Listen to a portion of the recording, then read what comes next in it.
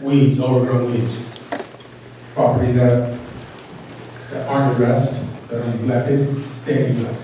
It becomes an eyesore in our village. So we were able to do that. Third portion, our objectives. So this year we plan on starting a rental inspection program. We're going to do a feasibility report.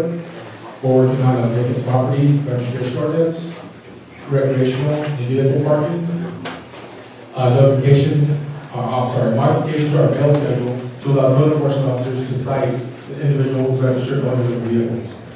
A lot of times we cite the property owner, they have tenants that are tenants move out, now the property owners are left with this empty building because the tenants didn't comply. So we're trying to work with the property owners to reach out to the tenants to let them know you need to do your part in education tenants. Don't let them park on the line, don't let them park blocking the driveways. Talk to them. Expanding our nuisance abatement cases with legal. Assistance on special report, special warrants. Last year we executed 5 inspection warrants. That's where we try to get compliance to go into the property and do an inspection. Sometimes they say, yeah, go on Saturday, not paying my property. But we try to get them every opportunity. If there's a violation, we don't even know if there's a violation. We receive a complaint, we'd like to investigate. We'll be 2 days and set to come in and inspect. If there's no violations, we'll close the case and we'll move on. If there are issues, we'll address those at that point. But sometimes they say, no, you're not coming in, which does lead us to get an inspection warrant. And we've been successful in getting every inspection warrant that we went after. Salinas area preservation. And we're constantly doing community outreach. That's like we're doing tonight. Whether it's a regular night out or Salinas night out, just different events for the public, head on heights, we're constantly out there. So our open and closed cases that we've had been, this is by district for the last year. I focused on District 1 and District 6. So we had a total of 300, oops.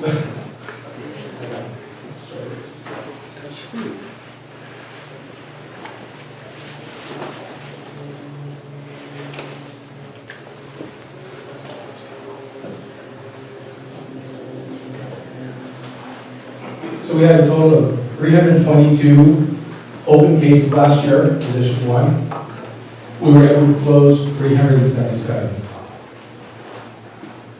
Okay, 377. So that doesn't mean that we've opened that many and closed. We still have some that we run. Cases don't open and close overnight. Sometimes they take a week, sometimes they take months. Occasionally it'll take a year or two if they don't look up. Sometimes they do. Which allows for 60% of our overall open places and 70% of our closed. District 6, 418 open cases, 431 closed cases, which makes up 21% overall and 19% of the closed cases that we had for last year. Some of the accomplishments that we've had over the years, working with the police department, partnering with the police department, with the fire department, building those relationships, because we understand that a lot of our jobs do overlap. We can help them out, they can help us out.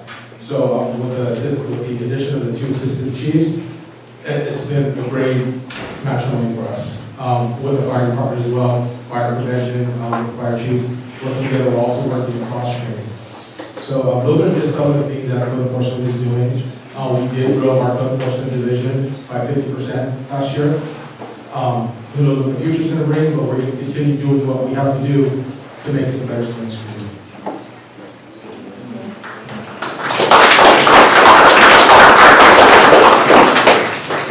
Now our Salinas Police Department, and the chief of police actually was able to make it. She had another event, but she was very dedicated to make sure that she comes to the community events. She's all about community policing. It's my pleasure to introduce Adele Frizane. Chief. I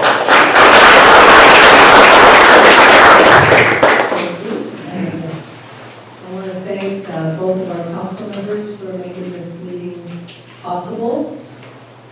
And thank each and every one of you for being here this evening, taking time out of your schedules. First, I just want to quickly introduce those who will probably not come up and speak, who are here from the PD staff in the back, in the coat, in the jacket, I mean, that's Commander Henry Gomez. He is currently the patrol commander on duty this evening. And then to his left, as we are our left, is Sergeant Jeff Branston, patrol sergeant. And Officer Garcia is the one who is in the corner in the back, shy but extremely effective. Let's see, first, there are many hot topics. Some of them are old topics we visited, and some of them happened while I have been out on my first vacation since joining the city of Salinas. I was in Spain for 9 days with my daughter. I got in around midnight last night, and I'm sharing this with you for a particular reason. I went to about a dozen different cities, and I ended up in Barcelona. I got to have a conversation with the police department there, some of the officers. I wanted to hear about some of the issues they're having and what the violent crime rate might be like in Barcelona. And I was astounded to learn that they have very, very few homicides in a city of 4 million people.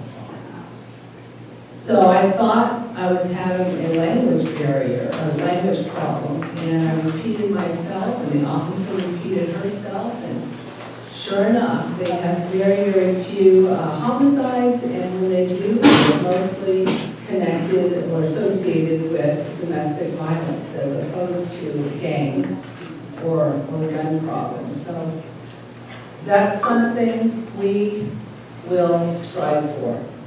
Okay, so bringing down the homicide rate is great, right? But we want to eliminate the murder rate because there should be no lives taken in our city.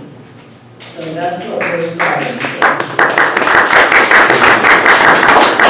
I know what many of you are thinking. Yeah, right, Chief. Gang violence has been going on for decades, for generations and generations. And if we keep saying that, it will be so.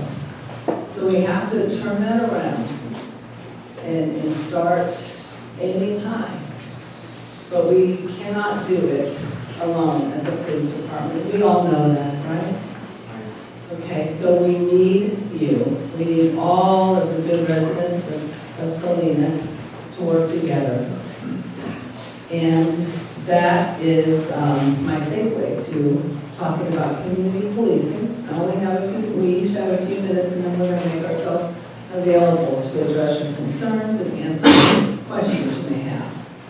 Basically, the tenets of community policing provide that we listen to the community and we work with its members to provide solutions to problems. We work with the law-abiding members first and foremost. So when I explain this to the police officers, especially those who have been around a while, I think that what goes through their minds often is that we're going to be soft on crime. And that's not the case. It's fortifying our resources. It's making us stronger and more effective so that we can be surgical in our approach to problem solving. Because resources, as we know, not just here in Salinas, but everywhere, diminish. They diminish with our economy downturns like we experienced a few years ago. So we have to think of new ways of getting stronger together. The other principle is allowing police officers to spend time with the community so they can do just that. So they can talk to community members, try to get a better understanding of what is plaguing each neighborhood and what impacts the neighborhoods specifically. So the thought is to have a customized approach to addressing problems, because the problems you all have here may be different in other neighborhoods throughout the city. For example, we know we have some traffic issues. We've had pedestrian fatalities, right? One involved a DUI, and another was a pedestrian injury where the person was perfectly sober and simply didn't stop as they were supposed to. We also know we have a problem with speed racing, and that makes everyone very anxious because that potentially contributes to pedestrian fatalities as well.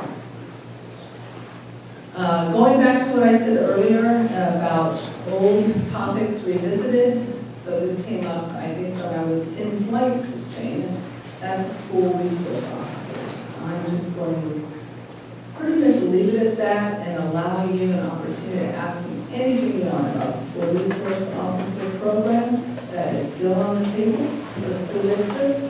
Commander Henry Gomez, who I introduced you to a few minutes ago, he used to be a school resource officer years ago. He also, up until last month, was in charge of the school resource officer program. He is the one who initiated contact with school board members and the superintendent of Salinas to get the program going again this school year. So this is something he's intimately familiar with.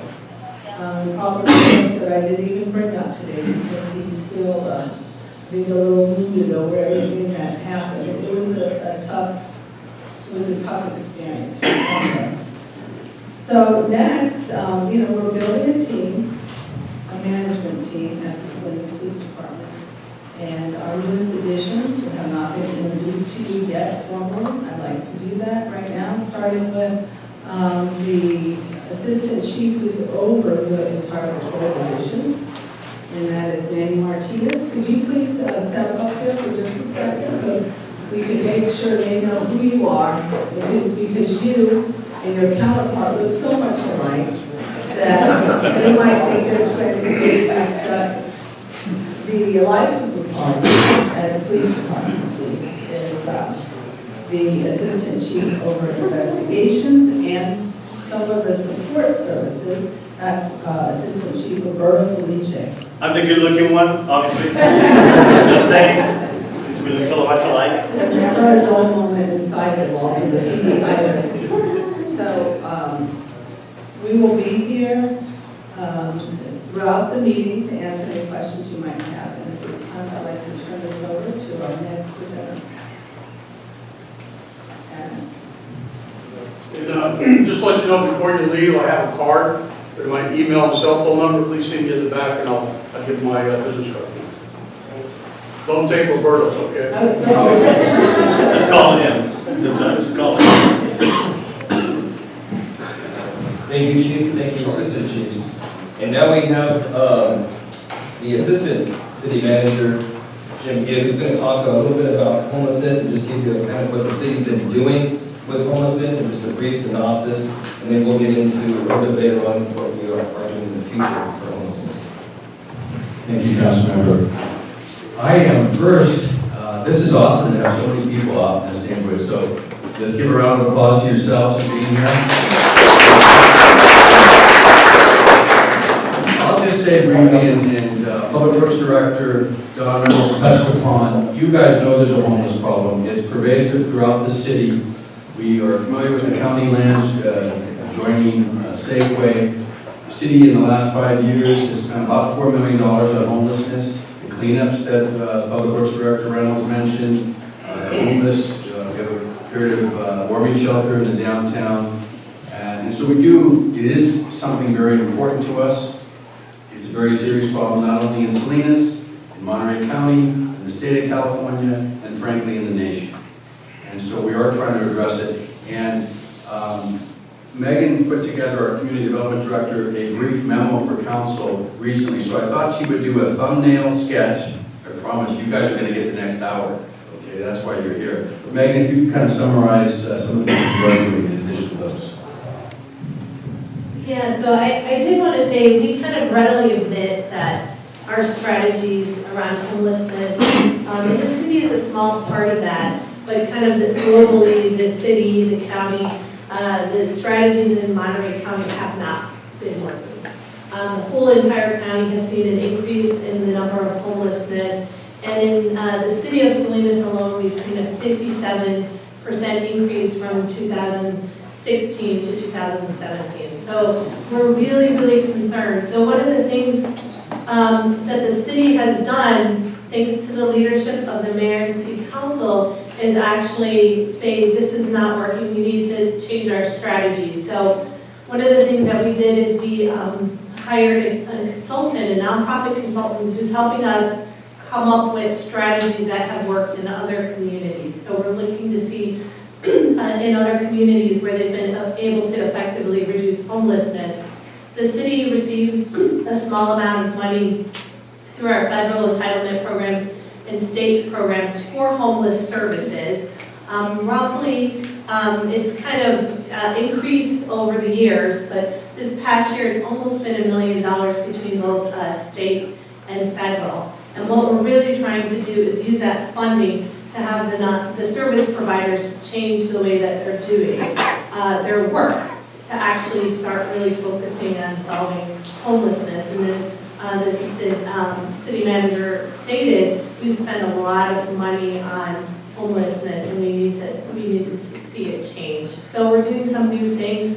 I think one of our best recent successes is that some of you may have heard that the city partnered with Mid-Penn Housing to develop 90 units in Chinatown that is permanent supportive housing. So it comes with healthcare, mental health services, because we know housing is not just enough, but there needs to be the services hand in hand. So our real focus is kind of those long-term solutions like Mid-Penn Housing, because without it, we're just going to see the numbers continue to increase. And then I also wanted to mention that we're really focused on building more affordable housing in the city, because that's also an issue. We know that homelessness, there's two forms of homelessness: folks who have issues, mental health issues, and then there are people who are just literally cannot afford their rents anymore because of the increases in rent.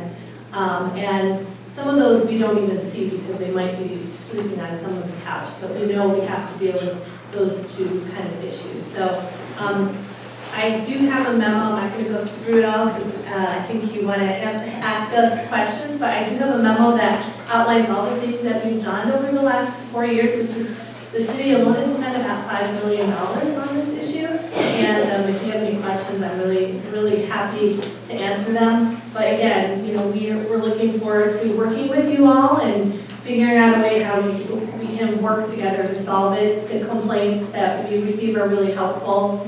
Public Works uses them to help deal with the cleanups, and also Lorenzo, we actually deal with some of the homelessness on private properties, so continue to send those complaints. So thank you very much. Questions, but before we do, I want to thank Manuel. Manuel, if you can stand up real quick. Manuel Lopez is the owner of El Kiosko Taqueria right down here in Creekbridge Shopping Center, and he was so gracious he brought some burritos. So,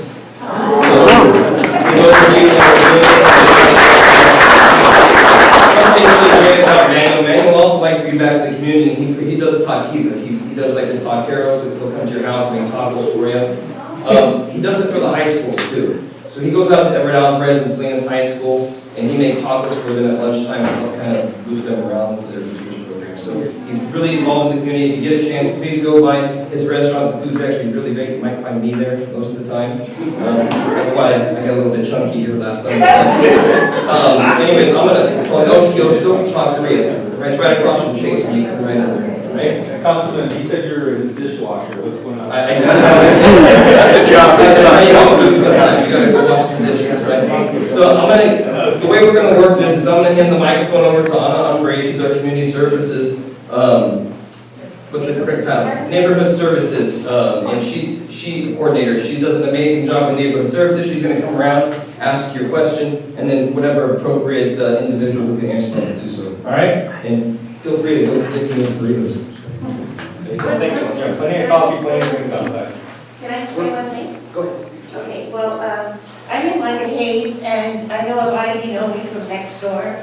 And I wanted to let you know that we've also listed a lot of the issues. Callie McNeil actually got everything out from next door and listed the issues that Creek Bridge had. And we posted them on these boards from code enforcement, public works, the police department, and traffic and transportation. So sometime, maybe Anna, we can go and maybe during the break, if you can prioritize and maybe everybody choose 3 or 4 items on the list on what we really want the police or public works to work on. Because these are issues that concern the neighbors. These are everything from next door, everything that you've complained about, everything that you're concerned about, they're listed on these boards. So you just put a little check. And don't check everything, but 4 each. I think would help our city prioritize what we need. Thank you. Is the red pen priority, the blue pen so-so? It doesn't matter, it depends on how many checks each item has. So don't go and check the same list 5 times, unless that's the only one you're gonna vote for. It doesn't matter what color, it's just the number of dots. We'll get some questions going. Let's get going. So if you have any questions, just raise your hand. I know I saw your hand. Hi, my name is Marie Fernandez, and I live across the street from Alvarez. I don't want to complain, I just want to thank 2 people who are working hard at trying to help us get the high school students out of our neighborhood, and that's Yolanda Hayes and Assistant Police Chief Manny Martinez. He came over to our home, and we have neighbors, and I just really, really appreciate that, Manny. Thank you so much.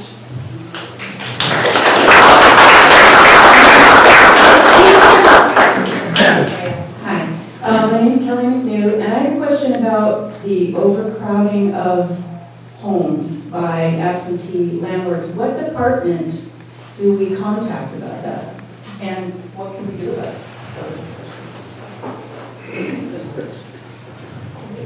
So one of the things with overcrowding in residential homes is, first we need to know about it. So why don't you complain with us via email, phone call, or an app, and we have to take a look at it. There's going to be a lot of factors that determine what the overcrowding is. It's not just the number of people that live there. We look at the vehicles that are there, where they're parking, junk, trash, and debris, garbage accumulation. We do look at the type of housing inside, whether there's 15 beds in the house and room and the bulk egress. So we do take a look at that. But if there's 2 families living there, and there's 2 different sets of families in there, and a lot of people think that it's a single family home, that only 1 family should be living there. A single family home is actually the number of structures that are under 1 roof. So you can't have 2 families in there, you can't have like 7 people in there, and there isn't an issue for overcrowding. But that's something that will make a determination on. But we do need to know about it, so we can look into it. So my card are in the back, please give me a call, and we'll all that.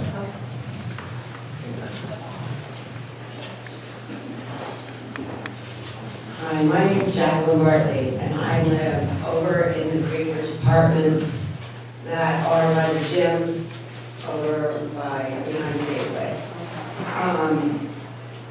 2 of my neighbors are sitting in front of me right now. We would love to know who is responsible for that property. That is that county or what? I wish the fire department was here. They have been at our apartment complex maybe 20 times in the last month because of fires being started in that area there.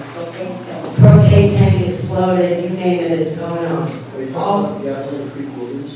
I'm talking about right there, yes. Also, health, safety, we have children, and we have no idea what's going on down there.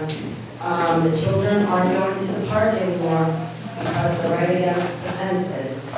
You go into our dumpsters, and they're in there in our gated community, taking things out of the dumpsters.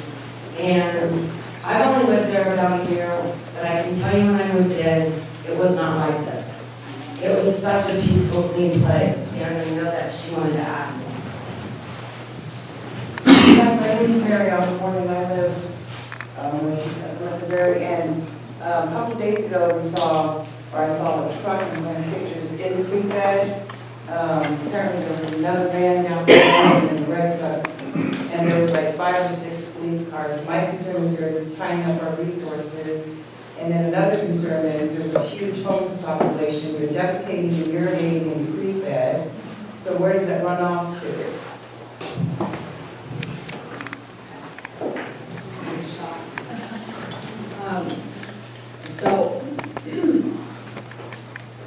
Excuse me. First, I usually thank the mayor because he's at almost every single committee meeting. But you had stepped out, I don't know if you're snacking on a donut or what.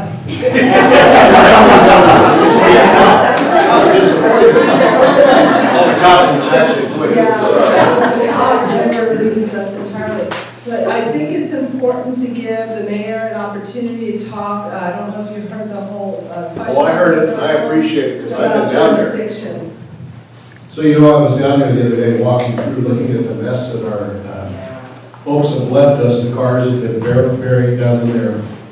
Guy asked me when I was going down there, he wanted me to get permission to be there, that was a mistake. He ran away for some reason. A lot of that land belongs to the county, and we're going to be taking the county on about this issue. I'm either going to go tomorrow or the following Tuesday, go to the Board of Soups and say, part of that's your land, I don't care if it's in the city or not. Clean it up, we'll clean it up and you'll pay. So we're going to start addressing that.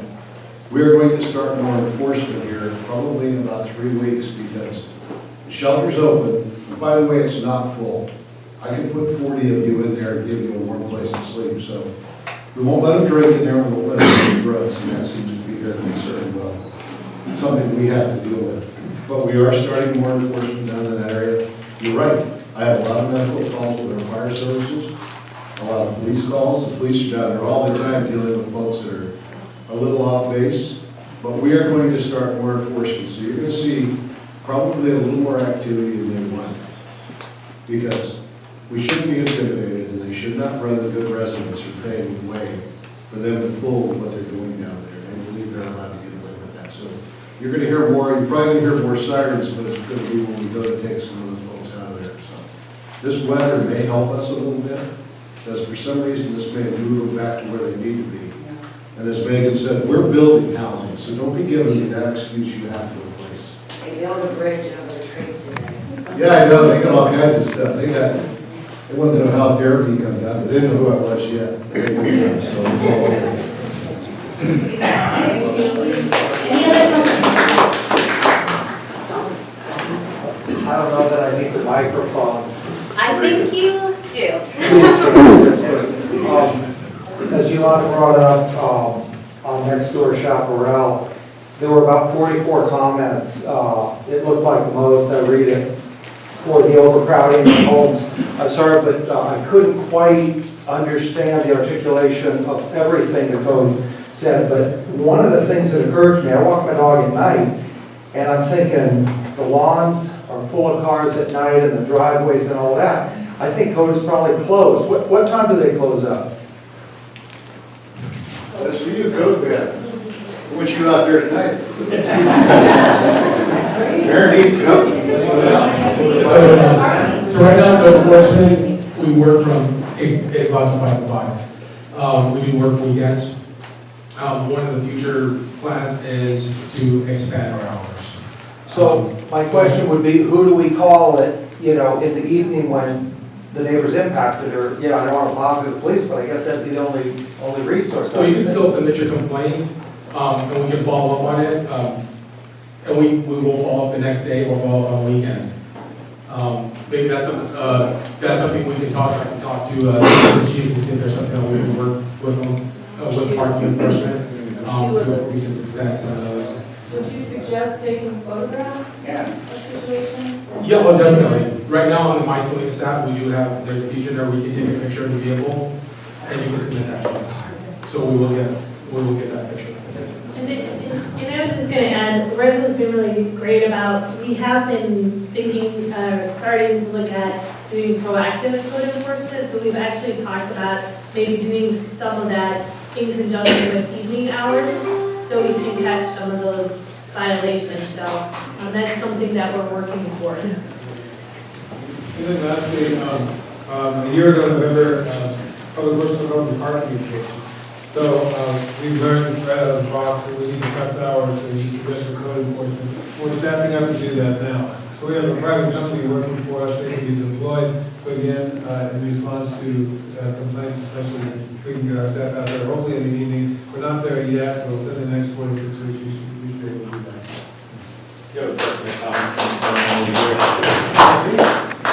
Good, gentleman right there.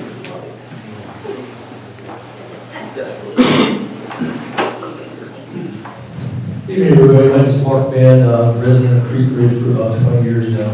I've got the mic, so I'm going to hold on to it a little bit. I just have a couple questions. My primary concern when I came here tonight was the homelessness in the Gavilan Creek Wilderness area. Obviously, that's going to be addressed. About 3 years ago, I was telling Jim that one of my daughters got accosted at Safeway by a homeless guy, and I called a complaint right away. And it seemed like everyone was out of there the very next day, the brush was trimmed and all that kind of stuff. So I know the city responds to when people call in, so I appreciate that. But I had a question, number one, about the status of the Salinas PD's traffic enforcement unit. It used to be pretty viable, it used to have motorcycles and all that kind of stuff. So I was wondering if you could address that. Secondly, I didn't have a question about garage sales when I came here, but I do now. I'm one of those guys, I try to follow the rules, and so I had a garage sale once a year. I went down, I got my permit, I got all those signs I never used them, but, and I didn't have to pay anything for that. I think, right? There's a fee. Small fee. So, you mentioned people doing garage sales, local garage sales, throughout the year. Has the city thought about maybe increasing the amount of garage sales that you can have to like 1 per quarter? That way, the people that have more than one will not be automatically criminals, basically in violation of them.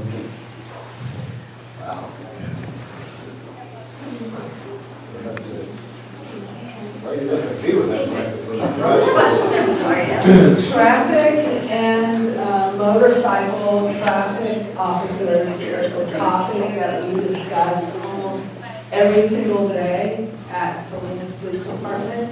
And in fact, Chief Martinez will tell you what he's planning to do with our traffic unit.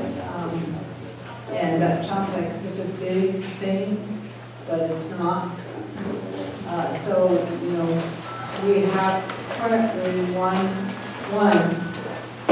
full-time traffic person, and that person really isn't out in the field.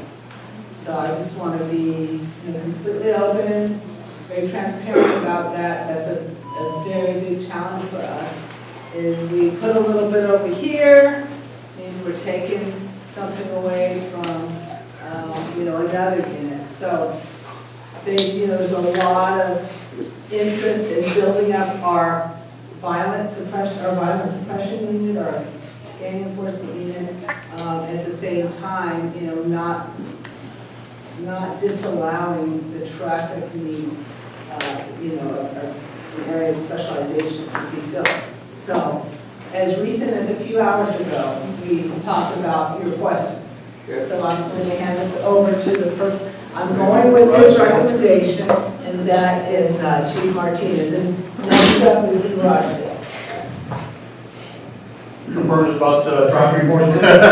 He got all nervous, he thought the garage sale. I'm sorry, I normally have my ear pierced on so I can hear the radio. So I'm kind of going old school, so the officer respond to something. So again, for me, with the chief's philosophy on community policing, we recognize and control the 3 big areas we need to look at. One is, violence. The other one is pedestrian and vehicle fatalities, and then of course homeless issues, right? So the traffic, like the chief said, is on a good day, I've got a sergeant and 7 motors. But because of staffing and trying to get back where we're at, I'm down to 1 sergeant, and the reason we keep 1 sergeant is the sergeant does all our grant funding and does all the stuff that we need to do regarding traffic. So what we've done with what we've been doing is kind of pushing it back to the officers. But as you can see, sometimes even if we do the top 10 intersections here in Salinas, we very hard to get the officers out there because sometimes they're going to call. So what we've done is that we data mined our budget and we found some money for overtime that was for some of the Measure G money and some of the money was coming in traffic. And so out of the 7 motors that I have, we've been having to come back whenever they can. So I've been averaging maybe 1 or 2 per day, and we run them 7 days. And all they've been doing is hitting the 10 major intersections here that I've had the major fatalities with vehicles versus pets. So we're doing that. One of the things that we also do is that we have some of the grant funding we come in. So we put on DUI strike teams with the cars, trying to enforce the DUI laws, and we've done a couple of DUI checkpoints. But again, to get back to community policing, and one of the things is, like a gentleman over here, is that, you know, if you have an issue, you have to contact us. We won't know. Calling us next day is not going to happen. And I get it. Sometimes you'll call, and they put you on hold, they put you on hold, they put you on hold, and maybe an hour later they call you back. Well, for me, that's unacceptable. It's unacceptable because if I was making that phone call, I'd be very angry. You know, so my thing is I can't blame my officers, but sometimes when I give you my business card, it has my cell phone, it has my email, it pops on my cell phone, send me an email. Just like Mr. Del Rosa does here. I think I get him and I are Fab 5 on our calls here, but he's my eyes and ears out there, and if he sees something, he sends it to me, and I call my patrol says, hey, you have a unit 10-8, go take care of this, and they do it. So we get the response a lot quicker than it would be just calling. So with the traffic, we're on top of it.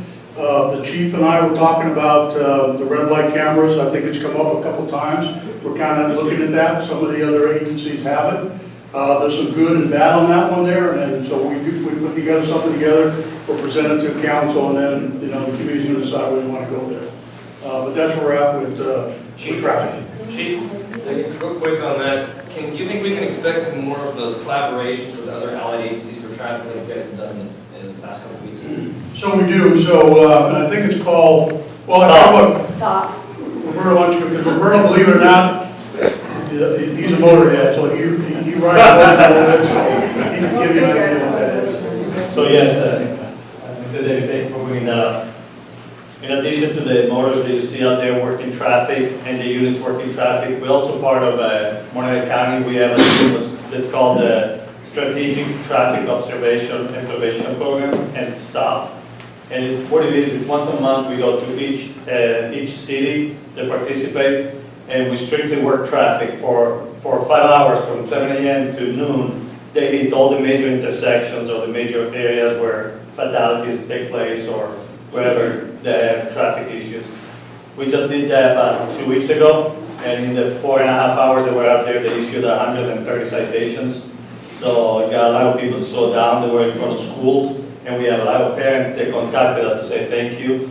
I'm working directly, actually Chief Martinez and I are working directly with the commander that's in charge of STOP, which is in another agency, to see if they can come here more often. Even though we do it once a month in every city, nothing prevents us from working more than once a month. So we're going to try to invite back to Salinas to address the traffic complaints that we're getting from everybody.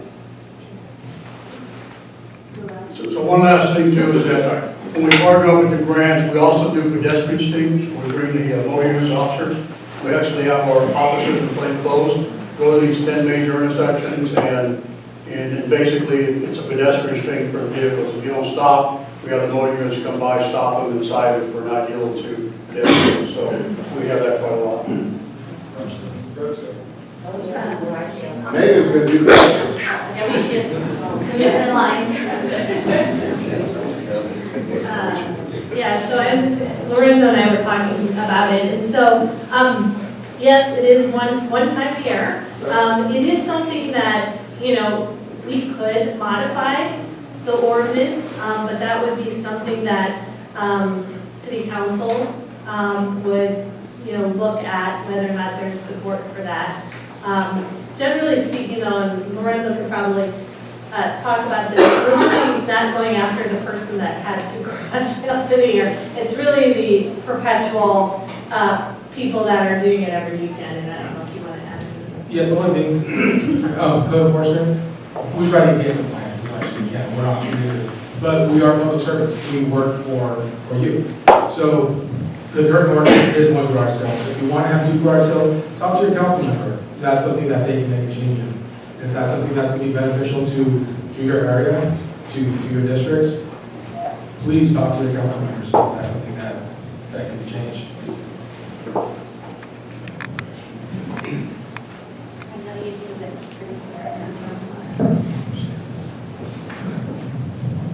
Good evening, my name is Bill Harris. I've been a resident of Salinas and Creek Bridge for almost 20 years now. I'm well knowledge, I have a lot of knowledge. I've been going to city council meetings in the past, been going to Monterey County Board of Supervisors. And the problems that we all know, I don't have to go into great detail, how our neighborhoods, Creek Bridge has gone downhill continuously. Our single-family homes has become residential motels. The laws are not being enforced. Code enforcement is not being enforced properly. We get temporary sweeps and things going on, but we're not getting to the root of the problem. We need more sweeps in our neighborhood. Come around after 5 o'clock, you can see the violations. See the speeding. My wife, every time she goes out, we go out, she says, we got to get out of this place. I can't stand this place anymore. And she's from England. She has her green card. We've been harassed at the airport in San Francisco because she wasn't following regulations, but she's trying to get her license. It costs us about $400, $500 for her to start over again. We need more sweeps in our neighborhoods. We need more sweeps. You know, it's rule of law. I mean, we're not enforcing the law. We need to help the police, but they need to help us because they're not doing the job to get things done. But look at our neighborhoods. Look at our streets. Look at our shopping centers. The question is, what are you going to do about it? I've been hearing excuses for 20 years. And nothing gets done about it. Temporary results. So we are trying to change, and I have to congratulate both the city for adding code enforcement officers and Lorenzo for coming to our city to try to really change how we're doing code enforcement. And we're continuously improving, and we like the feedback. When I first started in September 2015, people were issuing complaints, and we were getting to them about 2 months later. Today we're about 72 hours, at least, to investigate the complaint and to get back to folks. We're averaging that amount of time. I will say that code enforcement is really the art of persistence. I think Lorenzo kind of went over a little bit about the due process that's involved. Overcrowding, the housing complaints are one of our biggest challenges because we can't just go into someone's house. We have to be invited to really see what's going on.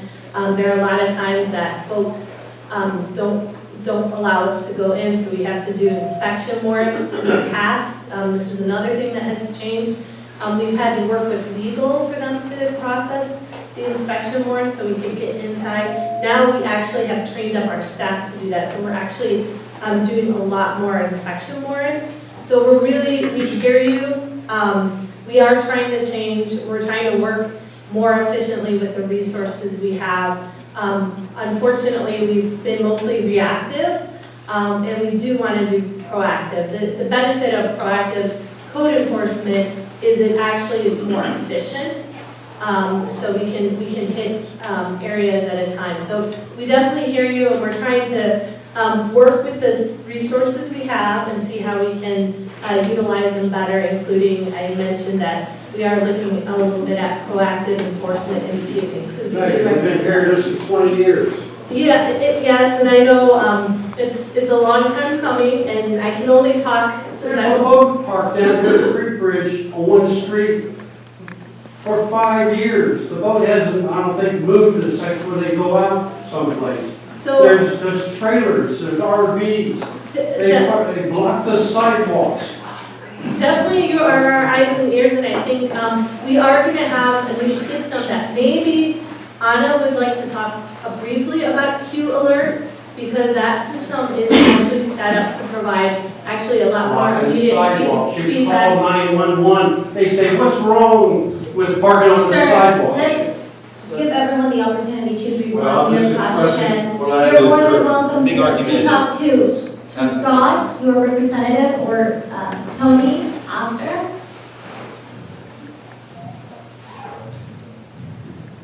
Some of you know me, I'm Mary Ann Gordon, and I was a traffic commissioner for 27 years.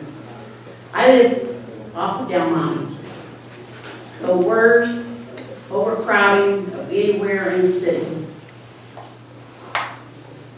One of the things I want to talk about is people, veterans getting hit. A lot of that is their own not dressing in clothes that you can see them.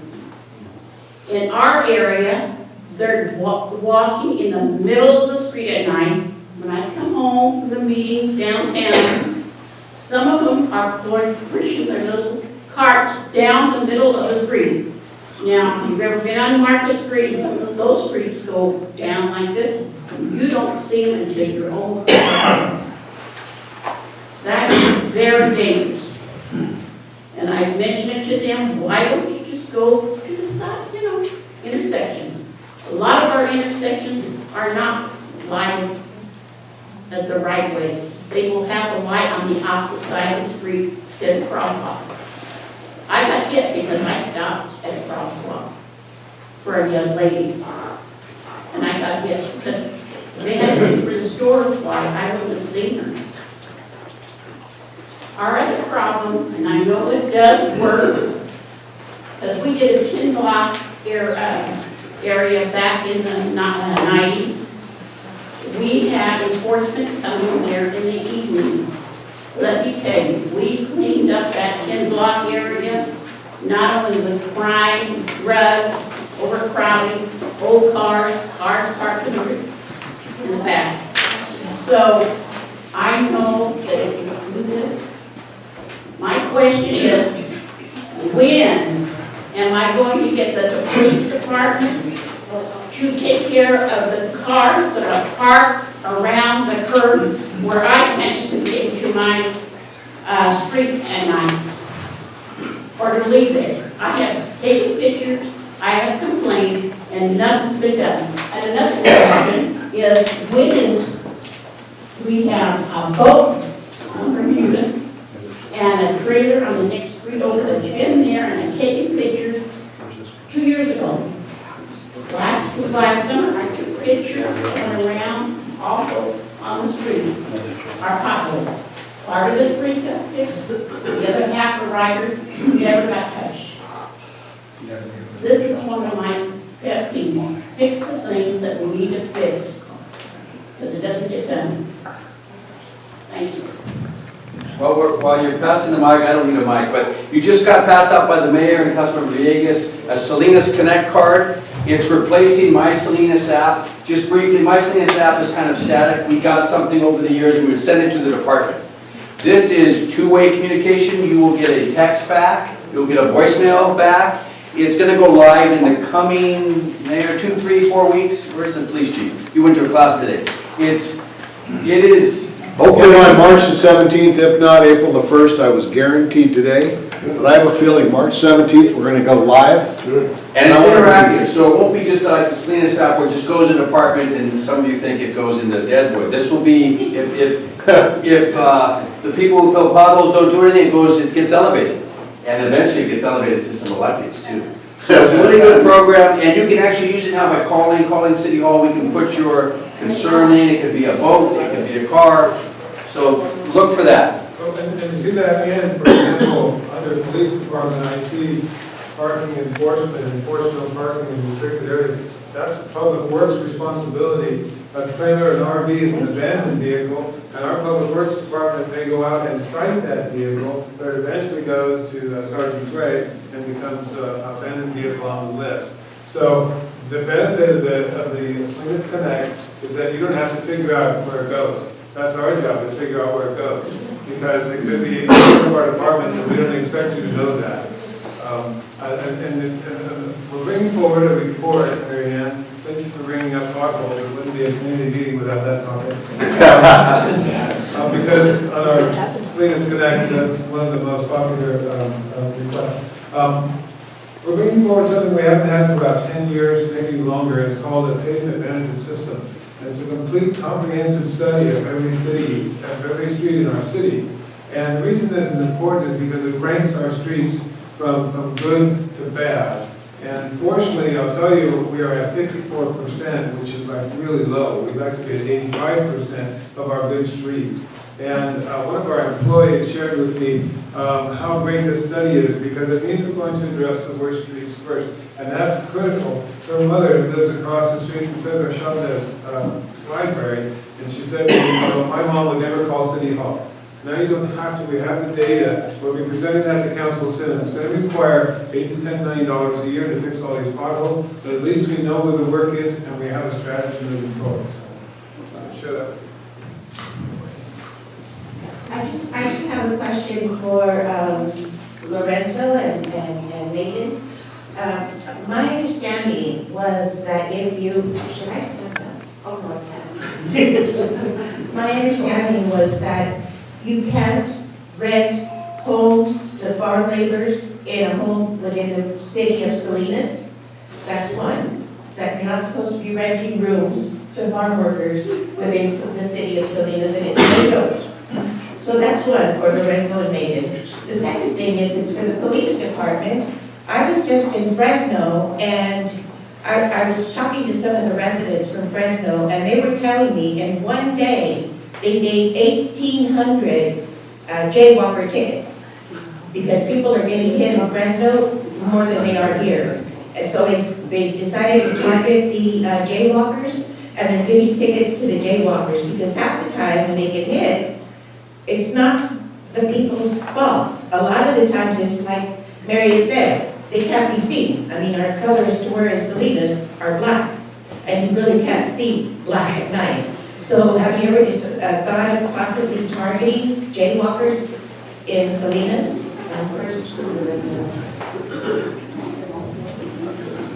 Yeah, sure. So farm labor housing, there is a section in our code that does prohibit farm labor housing. But you can have some type of interim housing. You can have up to 6 people in a home. Not 18. Not 18. Not 50. No. Those are the ones we need to know now. So if you don't know them, please let us know. We're constantly working, or continuously working with the state. We're working with the county. The county's working on some projects right now. And they were actually unaware that we did not allow farm labor housing or HOA housing. So there's some projects that are going to be up for discussion this week, and I am working very closely with them. But we do need to know about them. There have been a handful of projects that have come to our attention, which we actually put a squash on, because they did want to get 50 people in a home. They submitted the plans for remodels.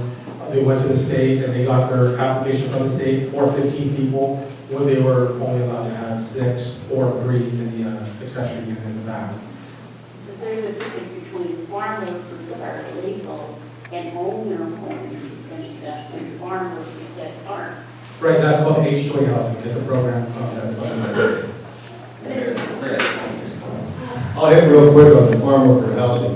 As you know, Tamariano built farm worker housing on their property. We currently have 600 units being built on the edge of Veranda by Nunez, Hayashi, several companies have gone together, and there's another project near Chuar for 2,000 units. So these problems will start dissipating rather quickly.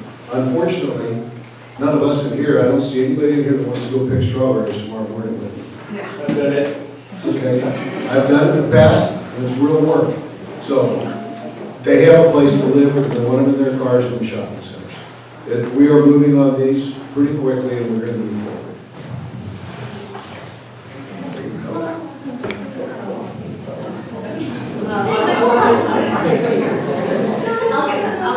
I think the latter of the two questions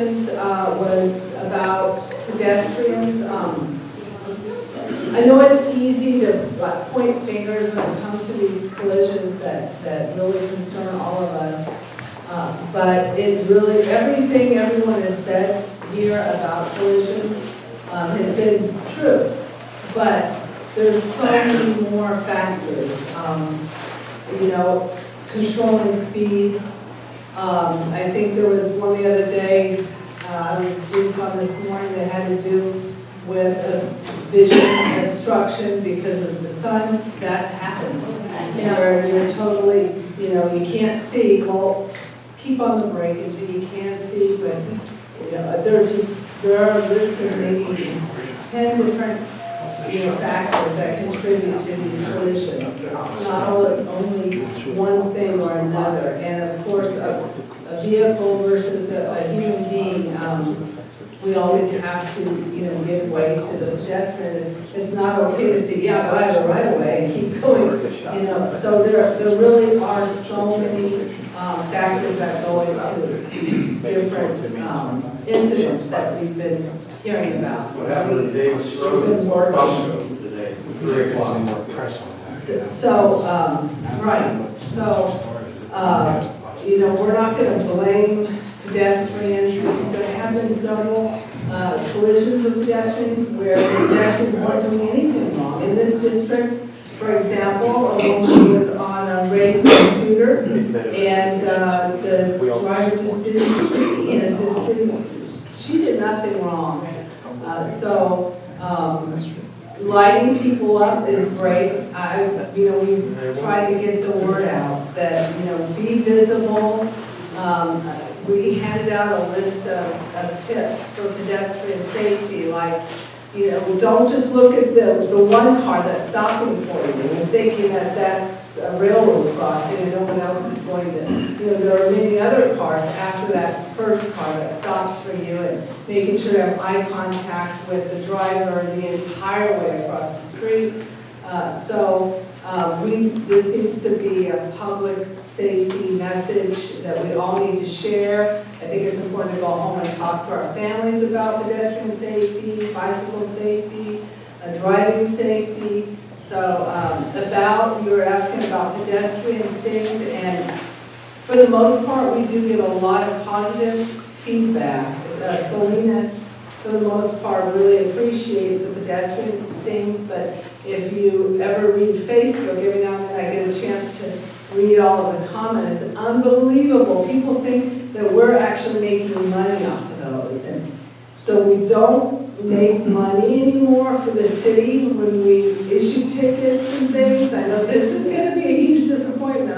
The truth be told, we end up losing money. Officers have to go to court, and it's, you know, just add up the fees. So it does cost, but we still have to write those tickets, and that's the right thing to do to make it stick. Leave that lasting impression, might save a life, right? So we're going to continue with the pedestrian stings, and to answer your specific question, is we do also cite those that we catch jaywalking on the sting as well. So that doesn't get ignored. I'd rather us do, you know, more of an educational approach, especially for pedestrians, because it's so rampant. I mean, I see them crossing, you know, everywhere, every which way. And if we're talking, you know, about one population, say people who are more transient, homeless people, you know, I'm not sure what we're accomplishing in a citation. So sometimes it's just hey, we care about your safety. Are you aware of how many pedestrian collisions we've had? We want you to be safe.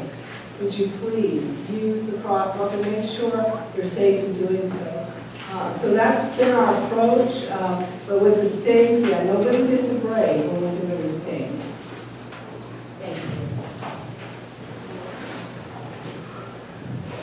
My name's Renee, and several times a day I make a left on Beacon Hill off of Constitution. And driving up Constitution is beautiful until you get to Beacon Hill. And then there's that ugly area where there's no trees, there's no landscaping.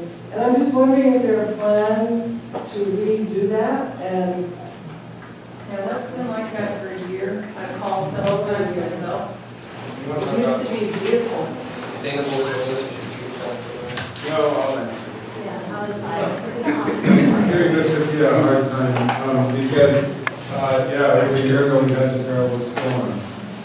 and we do have insurance. And we have received insurance money to replace trees.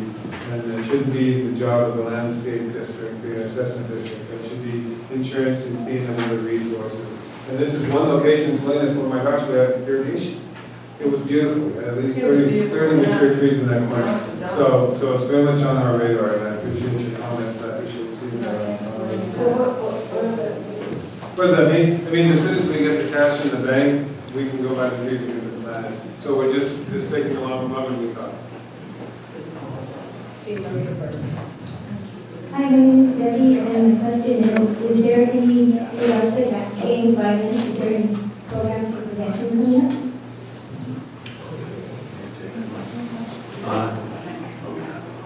I always have to preface this response with prevention starts at home. However, we do like to be in the schools. I'm sure you've heard of that. We want to be in the schools, and by being in the schools, the officers have one-on-one contact with students, and they are the gang prevention program.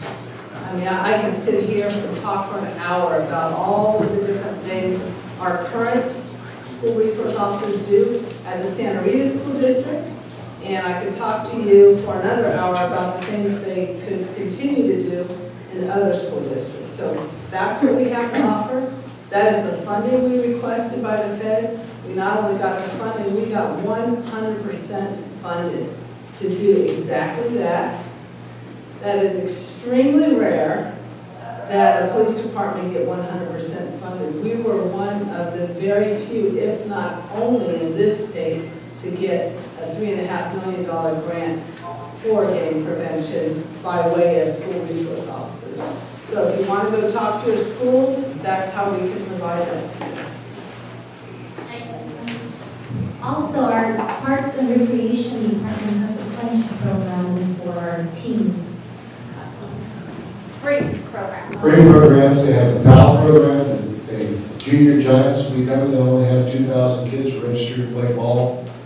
One of our ag companies has always been one of the big sponsors of that. They have programs going on in every rec center in the city. We've got basketball, we have many programs, we're trying to get more people involved in those. So if you want to volunteer, we are looking for people in those programs to help keep these, because busy kids don't get into trouble. Today, I walked in out here and I watched all these kids, besides playing golf, they were all doing their homework. I would never see any of these kids in juvenile hall or visiting our chief of police, so that's really where but we need more, and we understand that, there's more to do.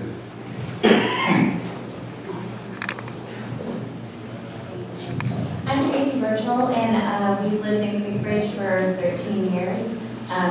We're at our second residence in Creek Bridge. When we moved here, we felt super safe, loved the families, the kids, the walking of the dogs everywhere you went. At the beginning of December, and we've noticed a change in the neighborhood. At the beginning of December, we came home to our house at Lindbergh Rise, broken in the back window, and our house turned upside down.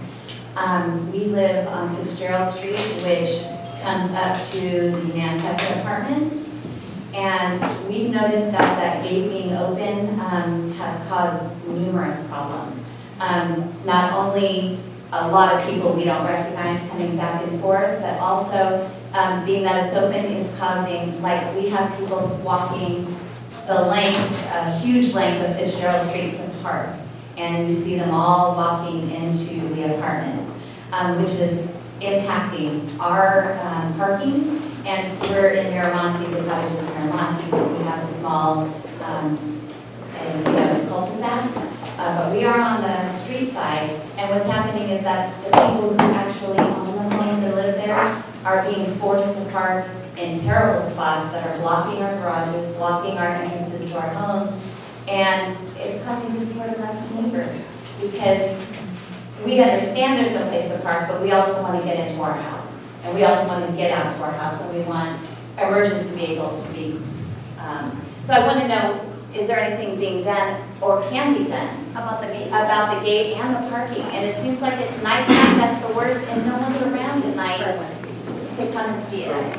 So thank you for bringing that to our attention as we're looking into it. I've made a note, and parking enforcement can be out there as well, so I just made it up, and I'll follow up. Thank you. Is it, maybe, just for clarification, is it the complex, they have a gate that they just are leaving open all the time? Is that what it's- Yeah, there's a huge amount of foot traffic coming out from the apartment buildings, and they're just parking like numerous cars, vans.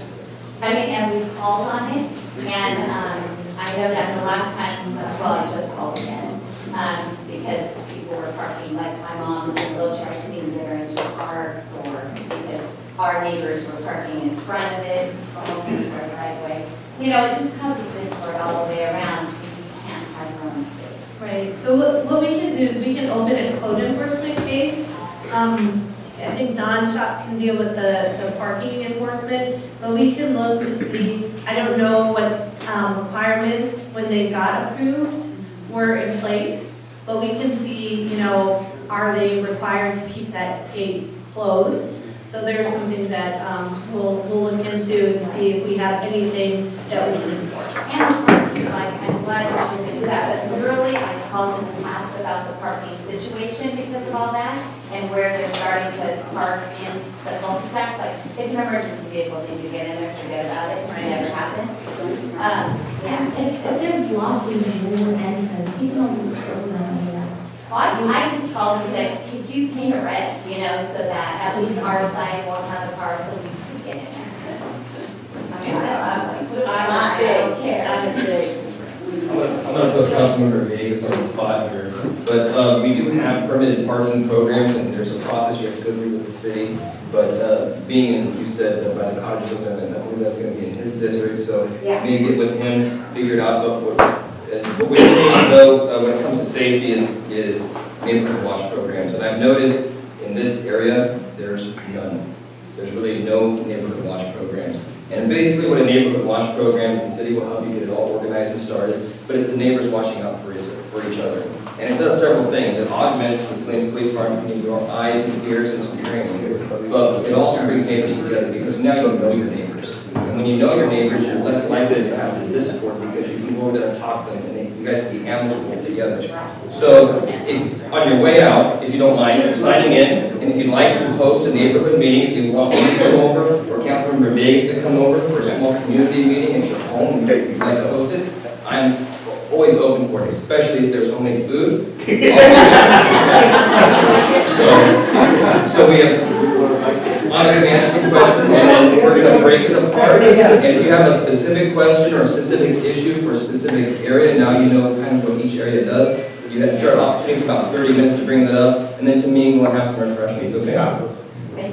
On what Councilman Davis has spoken about permitted parking, it's a process that the neighborhood can go through. I believe 75% of the residents have to vote for it. It takes a process, you have to go to the meeting, and once that's done, then you'll get the tag, and then basically the signs will go up that this is permitted parking. So that is one thing that the neighborhood can do, because once those cars are parked down and the sticker, then they'll get ticketed. Okay, so, and that's up to the community, the neighborhood to do, but that is an option. And Megan has more information. Yeah, actually, I'll point you to Don Reynolds and Jim Sandoval, who operate the parking lot. Thank you. So, but when you say 75% of residents, my question is, okay, some of us own our homes and live in them, and other people are renting them out to these multiple families. So, you know, if those people don't care that there's cars parked there because they don't live in those homes. They rent them out to make a profit. And so, you know, how does that work when I pretty much know in my neighborhood, I'm not going to get 75% of people to agree with it because they're the ones, you know, renting these places out to where there's all these cars. I've lived in my neighborhood for 18 years.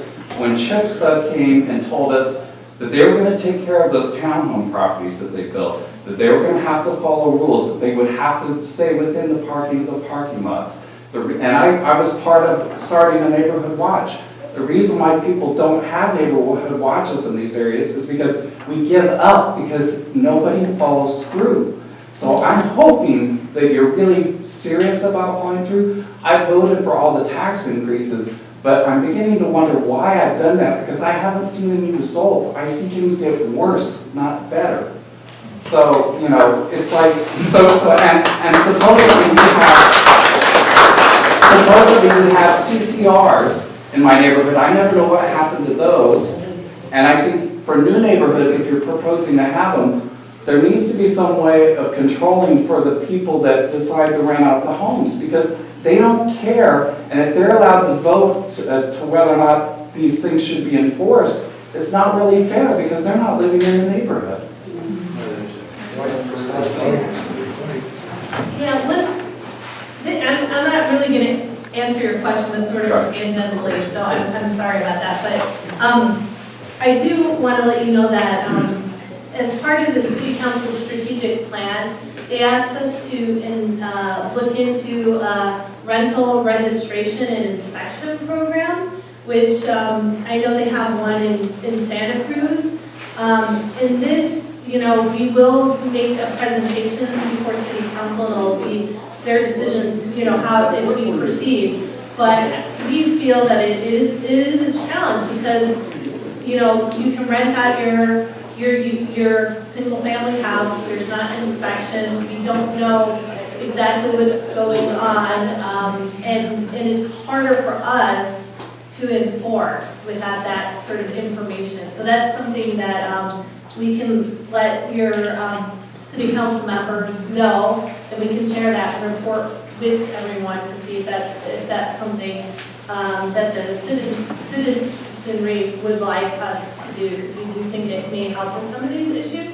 But in terms of the permit program, I think I'll defer to maybe Jim or Don to talk about how that works in terms of the percentage.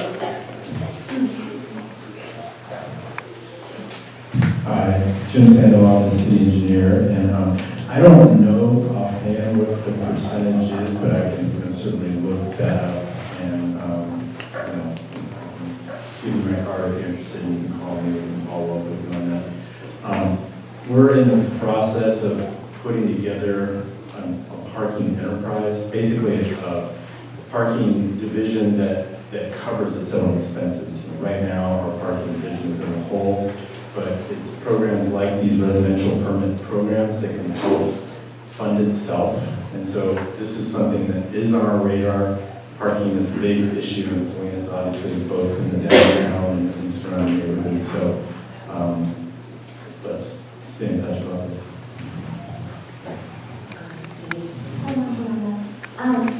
And like Scott mentioned, even the Watch can work, if you guys are interested. There is brochures in the entrance, there's contact information. Please, if you're interested, go ahead and give us a call. Yeah, I'm sorry, I just have to make an announcement because apparently our council member, Scott Davis, is from District 1. I'm from District 6, and we have in our district, which is River Cross, across from Independence, by Steinbach Elementary, we have 4 coordinators for Neighborhood Watch. In my area, we have 10 block captains. I think Luby is one of our leaders in the Alvarez area, and I think in her area they have 4 block captains. So you know me, I'm very vocal, I'm very much onto next door. I have a lot of answers. I've been around asking questions and trying to get things resolved for our neighborhood. And Neighborhood Watch doesn't work on its own. It's not just putting up a sign. It's up to the residents and to keep your eyes open and walk around and report. And it's not just, okay, you've got a sign now, your Neighborhood Watch. It's nothing like that. It's up to the residents to make it work. Thank you. Thank you. Thank you. There is parking lots on the walls, there is stickies and pencils. If you have any other questions or any other concerns, you're more than welcome to write on a sticky note and just put it on the parking lot. Councilmember Villegas, I believe, is going to review those and hopefully get back to you. You can even put contact information if you like.